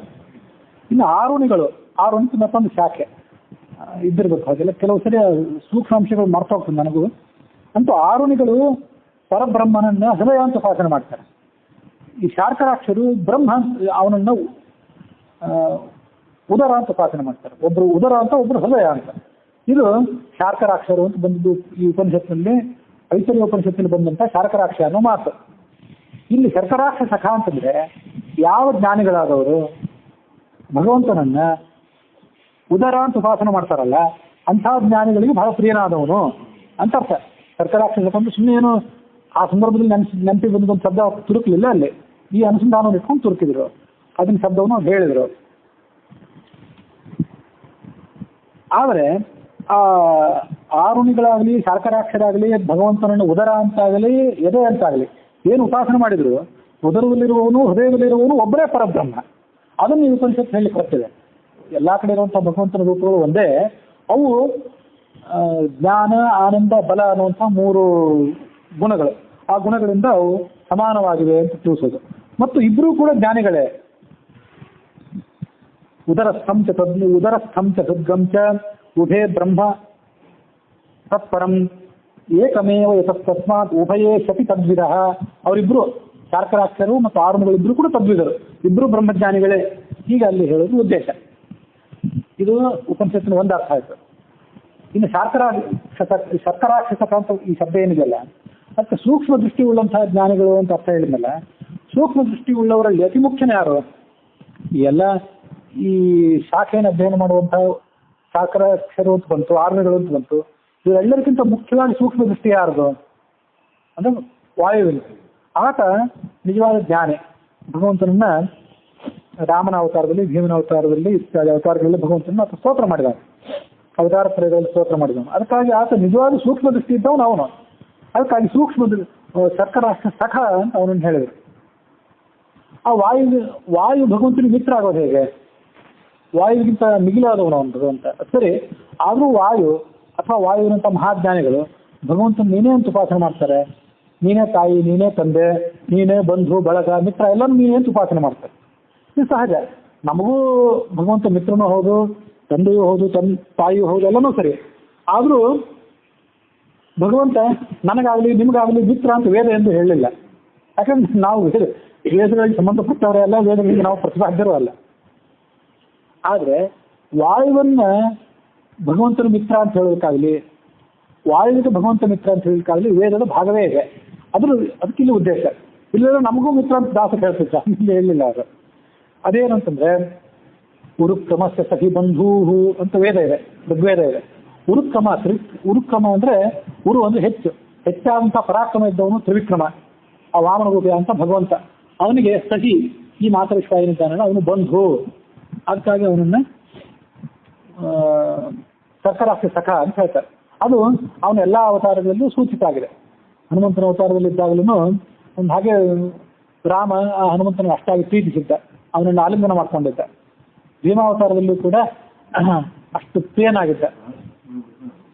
ಇರ್ಬೋದು, ನನಗೆ ನೆನಪಿಲ್ಲ ಅಷ್ಟೇ. ಇನ್ನೆಲ್ಲ ಉದಾಹರಿಸಬೇಕು, ಇಲ್ಲಿ ಕೋಟ್ ಮಾಡಬೇಕಂದ್ರೆ ನೆನಪಿಲ್ಲ. ಮತ್ತೊಂದು ಕೊನೆಯ ಅವತಾರದಲ್ಲಿ ಮಧ್ವರು 3-4 ವರ್ಷದವರಾಗಿತ್ತು. 3-4 ವರ್ಷದವರಾಗಿದ್ದಾಗ ತಂದೆ ತಾಯಿ ಜೊತೆ ಮದುವೆಗೆ ಹೋಗಿತ್ತು ಅಂತ, ಒಂದು ಮದುವೆಗೆ. ಆ ಮದುವೆಯಿಂದ ಮರಳಿ ಬರುವಾಗ ಅವರಿಗೆ ಆ ಮದುವೆ ಗದ್ದಲ ಎಲ್ಲ ನೋಡಿ ಏನನ್ನಿಸ್ತು, ಏನೋ ಸ್ವಲ್ಪ ಈಗ ವಿಶ್ರಾಂತಿ ತಗೊಳ್ಳೋಣ, ಇಲ್ಲಿಂದ ಹೋಗೋಣ ಅಂತ ಅನಿಸ್ಬಿಡ್ತು ಅವ್ರಿಗೆ. ಅಲ್ಲಿಂದ ಎದ್ದು ಹೊರಟು ಬಿಟ್ರು. ಉಡುಪಿಯ ಪರಿಸರದಿಂದ 3-4 ಕಿಲೋಮೀಟರ್ ದೂರದಲ್ಲೆಲ್ಲೋ ಮದುವೆ ಇತ್ತು. ಅಲ್ಲಿಂದ ಹೊರಟು ಸಂಚಾರ ಮಾಡ್ತಾ ಈ ಕೊಡವೂರು ಕಾನನ ಅಂತ ಒಂದು ದೇವಸ್ಥಾನ, ತಾಳೆಕೊಡೆ ಅಂತ ಇನ್ನೊಂದು ದೇವಸ್ಥಾನ, ಆ ಎಲ್ಲ ದೇವಸ್ಥಾನಗಳಿಗೆ ಸಂಚಾರ ಮಾಡ್ತಾ ಹೋಗ್ಬಿಟ್ರು. ಕೊನೆಗೆ ಒಂದು ಚಂದ್ರಮೌಳೀಶ್ವರ ಅನಂತಾಶ್ರಮ ಇತ್ತು. ಆ ಅನಂತಾಶ್ರಮ ದೇವಸ್ಥಾನಕ್ಕೆ ಬಂದ್ಬಿಟ್ರು. ಆ ಅಪ್ಪ ಅಮ್ಮನಿಗೆ ಗಾಬರಿ ಎಲ್ಲಿ ಹೋದ್ರು ಇವರು ಅಂತ ಹುಡುಕ್ತಾ ಬಂದು ಎಲ್ಲಿಲ್ಲ. ಯಾರೋ ಚಿಕ್ಕ ಮಗುವನ್ನು ನೋಡಿದ್ರ ಅದು ಅಲ್ಲೆಲ್ಲ ಹೋಗ್ತಾ ಇತ್ತು ನೋಡಿದ್ರು ಅಂತ ಅವ್ರು ಯಾರೋ ಹೇಳಿದ್ರು. ಎಲ್ಲಿ ಹೋಗಿದ್ದಪ್ಪ, ನಿಮ್ ಜೊತೆಗೆ ಯಾರಿದ್ರು? ಭಯಂಕರವಾದಂಥ ಅರಣ್ಯ ಇದು. ನಾನು ಸಖಾ ಮಮ ಕಾನನ ಗೋವಿಷು, ನನಗೆ ಜೊತೆಗಾರ ಯಾರೂ ಬೇಕಾಗೇ ಇಲ್ಲ, ಭಗವಂತ ಇದ್ದು ನನ್ನ ಜೊತೆಗೆ. ಕಾನನಗ ಅಂತಂದ್ರೆ ಅಲ್ಲಿ ಕೊಡವೂರು ಕಾನನ ಅಂತ ದೇವಸ್ಥಾನ ಇದೆ, ಶಂಕರನಾರಾಯಣ ದೇವಸ್ಥಾನ ಅಂತ. ಅದ್ರದ್ದೆಲ್ಲ ದೃಶ್ಯ ಇರುತ್ತೆ. ಅಲ್ಲಿರುವಂಥ ನಾನು ಮದುವೆ ಮನೆಯಿಂದ ಇಲ್ಲಿ ಬರುವಾಗ ಒಬ್ಬ ಭಗವಂತನ ಒಂದು ರೂಪ, ಆ ದೇವಸ್ಥಾನಕ್ಕೆ ಬರೋ ತನಕ ಅಲ್ಲಿರ್ತದೆ. ಅಲ್ಲಿಂದ ಹೊರಡುವಾಗ ಭಗವಂತನ ರೂಪ ಅಲ್ಲಿಂದ ಹೋಯ್ತದೆ. ಇಲ್ಲಿಂದ ಮುಂದೆ ಹೊರಡುವಾಗ ಆ ದೇವಸ್ಥಾನದ ಭಗವಂತನ ರೂಪ ನನ್ನ ಜೊತೆಗೆ ಬಂತು ಅಂತ ಹೀಗೆ ಸುಮೋದ್ ವಿಜಯದಲ್ಲಿ ಹೇಳಿದ್ದಾರೆ ಅಂತ ನೆನಪು. ಕಾನನಗಹ, ಕಾನನ ಕೊಡವೂರು ಕಾನನ ದೇವಸ್ಥಾನದಲ್ಲಿ ಭಗವಂತನ ರೂಪ ನಮ್ಮ ಸಖಾ. ಹೀಗೆ ಯಾವತ್ತೂ ಕೂಡ ಆ ಭಗವಂತನಿಗೆ ಈತ ಮಿತ್ರ, ಈತ ಅವನಿಗೆ ಮಿತ್ರ ಅಂತ ನಾನು ತಿಳ್ಕೊಳ್ಬೇಕು. ಇದು ಒಂದು ಪ್ರಸಿದ್ಧವಾದ ಅರ್ಥವೇ. ಇದಕ್ಕಿಂತ ಮತ್ತೊಂದು ಅರ್ಥವನ್ನು ಶರ್ಕರಾಕ್ಷಸಕ ಅಂತ ಅನ್ನೋದಕ್ಕೆ ಹೇಳಬೇಕು. ಶರ್ಕರಾಕ್ಷಸಕ ಅಂತ ಅನ್ನೋದು ನಾನು ಈಗಾಗಲೇ ಹೇಳಿದಂತೆ ಅದು ದಾಸರು ಕನ್ನಡದ ಪದ್ಯದಲ್ಲಿ ಪ್ರಯೋಗ ಮಾಡಿದಂಥ ಶಬ್ದ. ಆದ್ರೆ ಅದಕ್ಕೂ ಕೂಡ ಪುರಾಣಗಳಂತೆ ಮತ್ತು ವೇದಗಳಂತೆ ಹೆಚ್ಚಿನ ಅರ್ಥಗಳನ್ನು ತಗೊಳ್ಳಿಕ್ಕೆ ಪ್ರಯತ್ನ ಪಡಬೇಕು ಅಂತ ಹೇಳಿದೆ. ಅದಕ್ಕೆ ಇನ್ನೊಂದು ಅರ್ಥ ಏನು ಹೇಳಬೇಕು ಅಂತಂದ್ರೆ, ಈ ಶರ್ಕರಾಕ್ಷರು ಅಂದ್ರೆ ಲಕ್ಷ್ಮೀದೇವಿಯೇ ಭಗವಂತನಿಗೆ ಮಿತ್ರಳು ಅಂತ ಅದಕ್ಕೆ ಮುಖ್ಯವಾದಂತಹ ಒಂದು ಅರ್ಥವನ್ನು ಹೇಳಬೇಕು. ಅದು ಹೇಗಂತಂದ್ರೆ, ಲಕ್ಷ್ಮೀದೇವಿ ಭಗವಂತನಿಗೆ ಹೇಗೆ ಮಿತ್ರಳು ಅದೆಲ್ಲ ಸುಮ್ಮನೆ ಹೇಳ್ಬೋದಲ್ಲ. ಗಂಡ ಹೆಂಡತಿ ಇಬ್ರು ಪರಸ್ಪರ ಮಿತ್ರರು ಅಂತ ಎಲ್ಲರೂ ಹೇಳ್ತಾ ಹೋಗ್ಬೋದು. ಅವಳು ಹೆಂಡತಿ ಆದವಳು ಗಂಡನಿಗೆ ದಾಸಿ ಆಗಿರ್ತಾಳೆ, ಮಿತ್ರಳು ಆಗಿರ್ತಾಳೆ, ಆಮೇಲೆ ಮಂತ್ರಿ ಆಗಿರ್ತಾಳೆ ಅಂತ ಅದೆಲ್ಲರಿಗೂ ಸರಿನೇ, ಎಲ್ಲ ಗಂಡ ಹೆಂಡತಿಗೂ ಸರಿನೇ. ಭಗವಂತನಿಗೆ ವಿಶೇಷವಾಗಿ ಅವಳು ಮಿತ್ರಳು, ಭಗವಂತನ ನಂತರ ಸ್ಥಾನವೇ ಅವಳದಾದ್ರಿಂದ ಅವಳಿಗೆ ಭಗವಂತನ ಹೃದಯದಲ್ಲಿ ವಿಶೇಷವಾದ ಸ್ಥಾನ ಅಂತಿದೆ. ಅದನ್ನ ಶರ್ಕರಾಕ್ಷಸಕ ಅಂತ ಅನ್ನೋದ್ರಿಂದ ನಾವು ತಿಳ್ಕೊಳ್ಬೇಕು. ಅವಳ್ಯಾಕೆ ಸೂಕ್ಷ್ಮ ದೃಷ್ಟಿ ಇದ್ದವಳು ಅಂತಂದ್ರೆ, ವೇದಜ್ಞ ಆದ್ದರಿಂದ, ವೇದಾಭಿಮಾನಿ ಆದ್ದರಿಂದ, ಎಲ್ಲ ವಿದ್ಯೆಗಳಿಗೂ ಅಭಿಮಾನಿ ದೇವತೆ ಆದ್ದರಿಂದ, ಮತ್ತೆ ಜೀವಕೋಟಿಯಲ್ಲೇ ಅತ್ಯಂತ ಶ್ರೇಷ್ಠರಾದ್ದರಿಂದ, ಭಗವಂತನಿಂದ ನಿಯಮ್ಯರಾದವರು ಯಾರಿದ್ದಾರೆ ಅವರಲ್ಲಿ ಆಕೆ ಅತ್ಯಂತ ಶ್ರೇಷ್ಠರಾದ್ದರಿಂದ ಅವಳು ಶರ್ಕರಾಕ್ಷಳು ಸೂಕ್ಷ್ಮವಾದ ದೃಷ್ಟಿ ಇದ್ದವಳು. ಸೂಕ್ಷ್ಮವಾದ ಜ್ಞಾನ ಇದ್ದವಳು ಅಂತ ಒಂದರ್ಥ, ಸರಿಯಾದಂತಹ ಜ್ಞಾನ ಇದ್ದವಳು. ಶರ್ಕರ ಅಂದ್ರೆ ಸಕ್ಕರೆ, ಇದನ್ನೊಂದು ಅರ್ಥ. ಕೆಲವು ಅರ್ಥಗಳನ್ನ ನಾನು ನನ್ನ ಬುದ್ಧಿಗೆ ತೋಚಿದ್ದನ್ನು ಹೇಳಿರ್ತೇನೆ. ನನ್ನ ಬುದ್ಧಿಗೆ ತೋಚಿದ್ದು ಅಂತ ಅನ್ನೋದು ದೊಡ್ಡಕ್ಕೆ ಏನಿಲ್ಲ. ಅದು ನಾನು ಹೇಳಿದ್ದು ಅಂತ ಯಾಕೆ ಹೇಳ್ತೇನೆ ಅಂದ್ರೆ, ಅದು ಸರಿ ಅನಿಸೋದು ಬಿಡೋದು ನಾನು ಹೇಳಿದ್ರ ಮೇಲೆ ಅವಲಂಬಿತ ಆಗಿರಲಿ ಅಂತ ಹೇಳಿದೆ. ಕೆಲವು ಅರ್ಥಗಳನ್ನ ಹಿಂದಿನವರು ಜ್ಞಾನಿಗಳಾದವರು, ವ್ಯಾಖ್ಯಾನಕಾರರು, ಪ್ರವಚನಕಾರರು ಹೇಳಿದ್ದನ್ನೇ ಹೇಳ್ತೇನೆ. ನಾನು ಹೇಳಿದ್ದೆ ಅಂತ ಹೊತ್ತು ಹೋಗಿ ನೋಡಿ ಆಮೇಲೆ ಅವ್ರನ್ನ ಒಪ್ಕೊಳ್ಳಿ ಅಂತ ಅನ್ನೋದಕ್ಕಾಗಿ ನಾನು ಹೇಳಿದ್ದೆ ಅಂತ ಹೇಳ್ತೇನೆ. ಅದಕ್ಕಾಗಿ ಶರ್ಕರಾಕ್ಷಳು ಅಂದ್ರೆ ಸಕ್ಕರೆ ಕಣ್ಣಿನವಳು ಅಂತ ತಿಳ್ಕೊಳ್ಬೇಕು. ಅವಳು ಭಗವಂತನಂತೆ ಜ್ಞಾನಾನಂದಮಯ ಆದವಳು. ಭಗವಂತನಂತೆ ಜ್ಞಾನಾನಂದಮಯ ಆದ್ದರಿಂದ ಅವಳ ಕಣ್ಣು, ಕಿವಿ, ಮೂಗು, ನಾಲಿಗೆ, ತುಟಿ ಎಲ್ಲವೂ ಸಕ್ಕರೆನೆ. ಅದಕ್ಕಾಗಿ ಅವಳು ಶರ್ಕರಾಕ್ಷಳು. ಆದ್ರಿಂದ ಅಷ್ಟು ಅದ್ಭುತವಾದ ಜ್ಞಾನಾನಂದ ಸ್ವರೂಪ ಉಳ್ಳವಳಾದ್ರಿಂದ ಅವಳು ಭಗವಂತನಿಗೆ ಅತ್ಯಂತ ಪ್ರಿಯಳಾದವಳು ಅಂತ ಹೀಗೆ ಅದನ್ನ ಅರ್ಥ ಮಾಡ್ಬೇಕು. ಮಿತ್ರಳಾದವಳು ಅದು ಹೇಗೆ ಅಂತಂದ್ರೆ, ಅದು ಕೂಡ ಐತರೇಯ ಉಪನಿಷತ್ತಿನಲ್ಲಿ ಹೀಗೆ, ಉಪನಿಷತ್ತಿನಲ್ಲಿ ಅದು ನೇರವಾಗಿ ಬಂದಿಲ್ಲ, ವಾಕ್ಯದಿಂದ ಬಂದಿಲ್ಲ. ಉಪನಿಷತ್ತಿನ ಭಾಷ್ಯದಲ್ಲಿ ಹೀಗೆ ಬಂದಿದೆ. ಉಪನಿಷತ್ತಿನ ಭಾಷ್ಯ ಹೀಗಿದೆ: ಮೇ ಅನ್ನಂ ಮಿತ್ರಂ ದಕ್ಷಿಣಂ ಇತ್ಯುಕ್ತತ್ವಾಚ್ಚ ವಿಷ್ಣುರೇವೇ ಜ್ಞಾಯತೆ ಸಹಿ ವಿಷ್ಣು ದಕ್ಷಿಣಾ ಮಿತ್ರ ಉಕ್ತೋ ಹರಿವಂಶೇಷು ಧನ್ಯಾಶ್ಚರ್ಯಾಧ್ಯಾಯೇ ಅಂತಿದೆ. ಈಗಾಗಲೇ ಇದು ನಮ್ಗೆ ಗೊತ್ತು, ಹಿಂದೆ ಹರಿವಂಶದಲ್ಲಿ ಭಾಗವತದಲ್ಲಿ ನಾವು ಶ್ರವಣ ಮಾಡಿದ್ವಿ. ಅದೇನಂದ್ರೆ, ಮೇ ಅನ್ನಂ ಮಿತ್ರಂ ದಕ್ಷಿಣಂ, ನನಗೆ ದಕ್ಷಿಣ ಅನ್ನುವ ಹೆಸರಿನ ಲಕ್ಷ್ಮೀದೇವಿ ಮಿತ್ರವಾಗಿದ್ದಾಳೆ. ಅವಳು ನನಗೆ ಭೋಗ ಸಾಧನಳು, ನನ್ನ ಪತ್ನಿ ಆದ್ರಿಂದ, ಮತ್ತು ಅತ್ಯಂತ ಪ್ರಿಯಳು ಕೂಡ ಅಂತ ಹೀಗೆ ಅದನ್ನ ಗಮನಿಸ್ಬೇಕು. ಅದೆಲ್ಲಿದೆ? ಹರಿವಂಶದಲ್ಲಿ ಧನ್ಯಾಶ್ಚರ್ಯ ಉಪಾಖ್ಯಾನ ಅಂತ ಒಂದು ಉಪಾಖ್ಯಾನ ಇದೆ, ಅಲ್ಲಿ ಅದು ಬಂದಿದೆ. ಅದಕ್ಕೆ ಅದ್ರ ಕಥೆ ಹಿಂದೆ ನಾವು ಶ್ರವಣ ಮಾಡಿದ್ವಿ, ಮತ್ತೊಂದು ಬಾರಿ ನೆನಪು ಮಾಡ್ಕೊಳ್ಬೇಕು. ಅಲ್ಲಿ ನಾರದರು ಎಲ್ಲ ಸೇರಿದಂತಹ ರಾಜರಿಗೆ ಒಂದು ಕಥೆಯನ್ನು ಹೇಳಿದರು ಅಂತಿದೆ. ಅದೇನೆಂದ್ರೆ, ನಾನೊಮ್ಮೆ ಭಗವಂತನ ಕಡೆ ಹೋದೆ. ಭಗವಂತ ರುಕ್ಮಿಣೀ ದೇವಿ ಜೊತೆ ಕೂತ್ಕೊಂಡಿದ್ದ, ಕೃಷ್ಣ ಕೂತ್ಕೊಂಡಿದ್ದಾಗ ನಾನು ಭಗವಂತನೇ ನೀನು ಧನ್ಯ, ನೀನು ಆಶ್ಚರ್ಯ, ನೀನೇ ಶ್ರೇಷ್ಠ, ನೀನೇ ಧನ್ಯ ಅಂತ ಹೇಳಿದೆ. ಆಗ ಆತ ಏನು ಹೇಳಿದ, ನನ್ನೊಬ್ಬನೇ ಧನ್ಯ ಆಶ್ಚರ್ಯ ಅನ್ಬೇಡ, ನನ್ನ ಜೊತೆ ಇವಳು ಇದ್ದಾಳೆ, ಇವಳ ಜೊತೆ ಗೂಡಿಯೇ ನಾನು ಧನ್ಯ ಆಶ್ಚರ್ಯ ಅಂತ ಹೇಳಿದೆ. ದಕ್ಷಿಣಾದಿ ಸಹೈರೇತತ್ ಮದಸ್ತ ಜಗತ್ ಸದಾ ಧನ್ಯಾಶ್ಚರ್ಯೋಹಮೇವೈಕೋ ಮಿತ್ರಂ ಮೇ ದಕ್ಷಿಣಾ ರಮಾ. ನಾನು ದಕ್ಷಿಣಾದೇವಿ ಇಬ್ಬರಿಗೂ ಕೂಡ ಸರ್ವೋತ್ತಮರಾಗಿದ್ದೇವೆ ಮತ್ತು ಅಸದೃಶರಾಗಿದ್ದೇವೆ. ಮತ್ತು ನಮ್ಮಿಬ್ಬರಲ್ಲಿ ಯಾರು ಮತ್ತು ಶ್ರೇಷ್ಠ ಪ್ರಶ್ನೆ ಬಂದರೆ ನಾನೇ ಶ್ರೇಷ್ಠ. ಅದನ್ನು ಹೀಗೆ ಅವನು ಹೇಳಿದ. ಜಗತ್ತು ಯಾವತ್ತೂ ಕೂಡ ನನಗಿಂತ ಕಡಿಮೆ ಇದ್ದೇ ಆಗಿದೆ. ಮಿತ್ರಮ್ಮೆ ದಕ್ಷಿಣ ರಮ, ಈ ಶಬ್ದಗಳನ್ನು ಗಮನಿಸಬೇಕು. ನಾವು ಯಾವ್ಯಾವ ಶಬ್ದಗಳನ್ನು ಇಡ್ತೇವಲ್ಲ, ಹೆಸರನ್ನು ಇಡ್ತೇವೆ ಸ್ತ್ರೀಯರಿಗೆ ಪುರುಷರಿಗೆ ಎಲ್ಲರಿಗೂ, ಇಂಥ ಕೆಲವು ವಿಶಿಷ್ಟವಾದ ಶಬ್ದಗಳನ್ನು ಇದರಲ್ಲಿ ದಕ್ಷಿಣ ಅಂತ ಒಂದು ಶಬ್ದ ಇಟ್ಬಿಟ್ರೆ ಅದು ಹರಿವಂಶ, ಭಾಗವತ ಮತ್ತು ಐತರಿಯ ಉಪನಿಷತ್ತು ಇದೆಲ್ಲದೂ ಅರ್ಥವನ್ನು ಸೂಚನೆ ಮಾಡುವಂಥ ಗೊತ್ತಿದ್ರೆ ಅದರ ಅನುಸಂಧಾನವನ್ನು ಕೇಳಿದವರಿಗೆ, ಹೆಸರನ್ನು ಕರೆಯುವವರಿಗೆ, ಕೇಳಿದವರಿಗೆ ಆ ಅನುಸಂಧಾನವನ್ನು ಕೊಡುವಂಥ ಶಬ್ದ ಅಂಥದನ್ನು ಬಳಕೆ ಮಾಡುವುದನ್ನು ನಾವು ಅಭ್ಯಾಸ ಮಾಡಬೇಕು. ಇತ್ಯೇವಾವಿಧರಿರ್ಧೂಪಾ ಧನ್ಯೋಸಿ ತುಜಿತೋ ಮಯ ಇತಿ ನಾರದ ವಚನಂ. ಹೀಗೆ ನಾನು ಭಗವಂತನ ಜೊತೆ ಸಂವಾದ ಮಾಡಿದ್ದನ್ನು ನಿಮ್ಮೆದುರಿಗೆ ಹೇಳಿದ್ದೇನೆ ಅಂತ ನಾರದರು ಆ ರಾಜರಿಗೆ ಹೇಳಿದರು. ನಚ ಬೃಹತಿ ಸಹಸ್ರಾಭಿಮಾನಿನೀಂ ದೇವೀಂ ವಿನಾ ಚೇತನ ಮಾತ್ರಸ್ಯ ಮುಖ್ಯ ಮಿತ್ರತ್ವ ವಿದ್ಯತೆ. ಯಾಕೆ ಅಂತಂದ್ರೆ ಲಕ್ಷ್ಮೀದೇವಿ ಬೃಹತಿ ಸಹಸ್ರಕ್ಕೆ ಅಭಿಮಾನಿನಿ ದೇವತೆ. ಬೃಹತಿ ಸಹಸ್ರಗಳು ಅಂತ ಋಗ್ವೇದದಲ್ಲಿ ಬರ್ತದೆ, ಅದೆಲ್ಲ ಹರಿಕತಾಮೃತಸಾರದಲ್ಲಿ ಮುಂದೆ ಇನ್ನೂ ಬರೋದಿದೆ. 1000 ಹಕ್ಕುಗಳು ಅವೇನಂತಂದ್ರೆ ಬೃಹತಿ ಸಹಸ್ರ ಅಂದ್ರೆ 1000 ಮಂತ್ರಗಳು, 1000 ಹಕ್ಕುಗಳು, 1000 ಸಾಲುಗಳು ಅಂತ ತಿಳ್ಕೋಬಹುದು. ಆ 1000 ಸಾಲುಗಳಲ್ಲಿ ಒಂದೊಂದು ಸಾಲು ಕೂಡ ವಿಷ್ಣು ಸಹಸ್ರನಾಮದ ಒಂದೊಂದು ಶಬ್ದಕ್ಕೆ ಸಂಕೇತ. ಹಾಗಾಗಿ ಬೃಹತಿ ಸಹಸ್ರ ಅಂದ್ರೆ ವಿಷ್ಣು ಸಹಸ್ರನಾಮ ಅಂತಂದ್ರು ವಿಷ್ಣು ಸಹಸ್ರನಾಮದ ವಿಸ್ತಾರ ರೂಪ ಬೃಹತಿ ಸಹಸ್ರ, ಅದರ ಸಂಕ್ಷಿಪ್ತ ರೂಪ ವಿಷ್ಣು ಸಹಸ್ರನಾಮ ಅಂತ ತಿಳ್ಕೊಳ್ಬಹುದು. ಅದಕ್ಕಾಗಿ ಬೃಹತಿ ಸಹಸ್ರ ಯಾಗ ಅಂತೇಳಿ ಯಾಗ ಮಾಡ್ತಿರ್ತಾರೆ. ಆ ಬೃಹತಿ ಸಹಸ್ರಕ್ಕೆ ಅಭಿಮಾನಿನ ದೇವತೆ ಅಂತ, ವೇದಕ್ಕೆ ಅಭಿಮಾನಿನ ದೇವತೆ ಅನ್ನೋದು ಸರಿಯೇ. ಬೃಹತಿ ಸಹಸ್ರಕ್ಕೆ ಅಭಿಮಾನಿನ ದೇವತೆ ಅಂತ ಲಕ್ಷ್ಮೀ ದೇವಿ ಏನಿದ್ದಾಳಲ್ಲ, ಅವಳನ್ನು ಹೊರತಾಗಿ ಚೇತನ ಜಗತ್ತಿಗೆ ಚೇತನ ಜಗತ್ತಿನಲ್ಲಿ ಭಗವಂತನಿಗೆ ಮುಖ್ಯ ಮಿತ್ರರು ಯಾರು ಇದ್ದಾರಾ? ಯಾರೂ ಇಲ್ಲ. ಇವಳೇ ಮುಖ್ಯ ಮಿತ್ರರು. ಅವಳ ನಂತರನೇ ಉಳಿದವರಿಗೆ ಸ್ಥಾನ. ಮಹಾಭಾರತದಲ್ಲಿ ಒಂದು ಮಾತಿದೆ, ಮಿತ್ರ ಅಂದ್ರೆ ಏನು ಸಾಮಾನ್ಯವಾಗಿ ನಮಗೆ ಗೊತ್ತಿದೆ.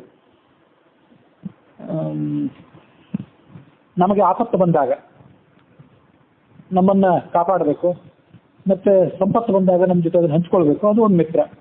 ತನ್ಮಿತ್ರ ಮಾಪದಿ ಸುಖೇತ ಸಮಸ್ಕ್ರಿಯಮ್ಯತ. ಆಪತ್ತು ಬಂದಾಗ, ಸುಖ ಬಂದಾಗ ಯಾರು ಸಮಾನವಾಗಿ ನಮ್ಮ ಜೊತೆ ಇರ್ತಾರೋ ಅವರನ್ನು ಮಿತ್ರ ಅಂತ ಕರೀತಾರೆ. ಇದಂತೂ ಸರಿ. ಇನ್ನೊಂದು ಗುಷ್ಯಾನ್ ನಿಗೂಹತಿ ಗುಣಾನ್ ಪ್ರಕಟೀಕರೋತಿ, ಒಂದು 4 ಸಾಲುಗಳು ಸುಭಾಷಿತ ಇದೆ. ಅದೇನಂದ್ರೆ ಹೇಳಬೇಕು ಅಂತ ಹೊರತಾಗಿ ಎಲ್ಲ ಸುಭಾಷಿತ ಬಾಯಿ ಬರೋದಿಲ್ಲ ಪೂರ್ತಿ ಇರ್ಲೆ. ಅದು ಗುಷ್ಯಾನ್ ನಿಗೂಹತಿ ಗುಣಾನ್ ಪ್ರಕಟೀಕರೋತಿ ಅಂತ ಕೊನೆಯ ಒಂದು ಸಾಲೇನಿದೆ.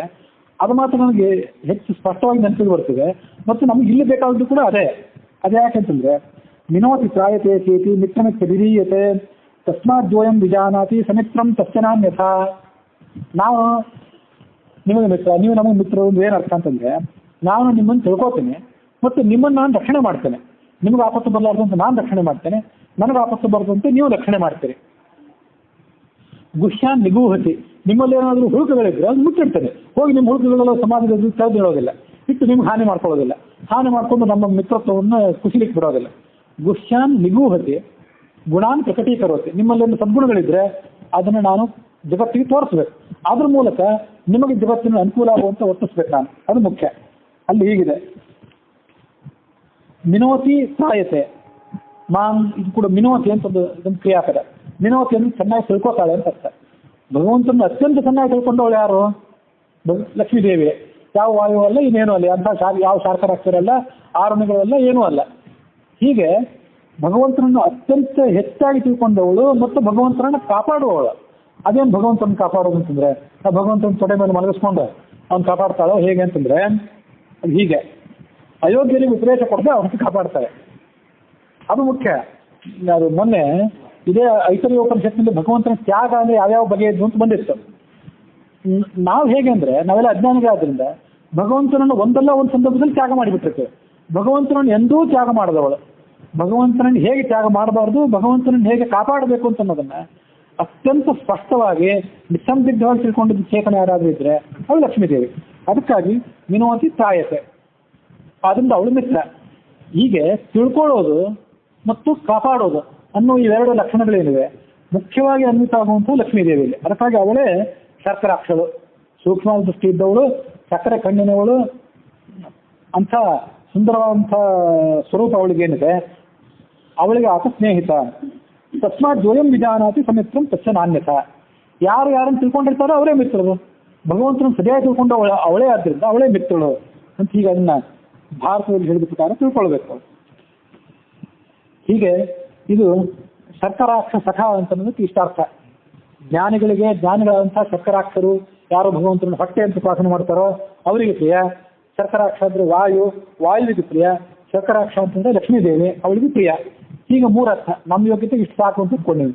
ಹೊಳೆಯುವ ಮೂರು ಅರ್ಥಗಳು ಇಷ್ಟು ಹೊಳೆದು ಹೆಚ್ಚಿದೆ. ಹೀಗೆ ಆ ಮೂರು ಅರ್ಥಗಳನ್ನ ತಿಳ್ಕೊಂಡಿದ್ದೇವೆ. ಸಾಮ ಸನ್ನುತ ಅಂತ ಮುಂದಿನ ಒಂದು ಅರ್ಥ. ಸಾಮ ಅಂತಂದ್ರೆ ಋಗ್ವೇದ, ಯಜುರ್ವೇದ, ಸಾಮವೇದ, ಅಥರ್ವವೇದ ಅಂತ ಹೀಗೆ 4 ವೇದಗಳಿವೆ. ಅದರಲ್ಲಿ ಗದ್ಯ ರೂಪವಾದದ್ದೊಂದು, ಪದ್ಯ ರೂಪವಾದದ್ದೊಂದು. ಋಗ್ವೇದ ಗದ್ಯ ರೂಪವಾದದ್ದು ಬಹುತೇಕ. ಮತ್ತು ಯಜುರ್ವೇದ ಏನಿದೆ ಅದು ಋಗ್ವೇದ ಪದ್ಯ ರೂಪವಾದದ್ದು, ಯಜುರ್ವೇದ ಗದ್ಯ ರೂಪವಾದದ್ದು. ಸಾಮವೇದ ಏನಿದೆ ಅದು ಗಾನ ರೂಪವಾದದ್ದು. ಈಗ ಸಾಮವೇದ ಅಂದ್ರೆ ಏನು? ಈ ಸಂಗೀತ ಶಾಸ್ತ್ರ ಎಲ್ಲ ಹುಟ್ಟಿದ ಸಾಮವೇದದಿಂದ ಅಂತಾನೆ ಇದೆ. ಇಲ್ಲಿ ನಾವು ಅಷ್ಟಾವಧಾನ ಸೇವಾ ಮಾಡುವಾಗ ಋಗ್ವೇದ ಪ್ರಿಯ, ಋಗ್ವೇದ ಸೇವಾ ಉದಾಹರಣೆ ಇರ್ತೀವಿ. ಹಾಗೆ ಸಾಮವೇದ ಪ್ರಿಯ ಅಂತ ಇರ್ತೀವಲ್ಲ, ನಮಗೆ ಸಾಮವೇದದಲ್ಲಿ ಹೆಚ್ಚು ಪರಿಶ್ರಮ ಇಲ್ಲ. ಋಗ್ವೇದ ಯಜುರ್ವೇದ ಎರಡರದ್ದು ಪಾಠ ಆಗಿದೆ ನನಗೆ, ಸಾಮವೇದದ್ದು ಪಾಠ ನನಗೆ ಆಗಿಲ್ಲ. ಅದಕ್ಕಾಗಿ ನಾವೆಲ್ಲ ಏನು ಮಾಡ್ತೀವಿ ಅಂದರೆ, ಸಾಮವೇದ ಪ್ರಶ್ನೆ ಬಂದಾಗ ಈ ಬ್ರಹ್ಮಾನಂದ ಯಜುರ್ವೇದದ ಒಂದು ಭಾಗವಾದಂತಹ ಬ್ರಹ್ಮಾನಂದವಲ್ಲಿ ಇದೆಯಲ್ಲ, ಅದರಲ್ಲಿ ಏತತ್ ಸಾಮಗ ಎನ್ನಾಸ್ತೆ ಯಜುರ್ವೇದದಲ್ಲಿ ಬಂದದ್ದು ಸಾಮವೇದದ ಒಂದು ಭಾಗ ಇದೆ, ಅದನ್ನು ಹೇಳಿಬಿಡ್ತೇವೆ. ಆದರೆ ಮುಖ್ಯವಾಗಿ ಸಾಮವೇದ ಅಂತ ಒಂದು ಪ್ರತ್ಯೇಕವಾಗಿ ಇದೆ. ಅದು ಭಗವಂತನ ಗುಣಗಳನ್ನ ಸಂಗೀತದ ರೀತಿಯಲ್ಲಿ ಉಪಾಸನೆ ಮಾಡುವಂಥದ್ದು. ಅದನ್ನ ಸ್ವರ ಸಮೇತವಾಗಿ ಹಾಡುವಂಥ ಪದ್ಧತಿ ಇದೆ. ಅದನ್ನು ಶ್ರವಣ ಮಾಡುವಂಥದ್ದನ್ನ ನಾವು ಗಮನಿಸಬೇಕು. ಸಾಮಸನ್ಮುಖ ಅಂದ್ರೆ ಆ ಸಾಮವೇದಗಳಿಂದ ಪ್ರತಿಪಾದ್ಯ. ಉಪನಿಷತ್ತು ಹೀಗೆ ಹೇಳಿದೆ, ಛಾಂದೋಗ್ಯ ಉಪನಿಷತ್ತು.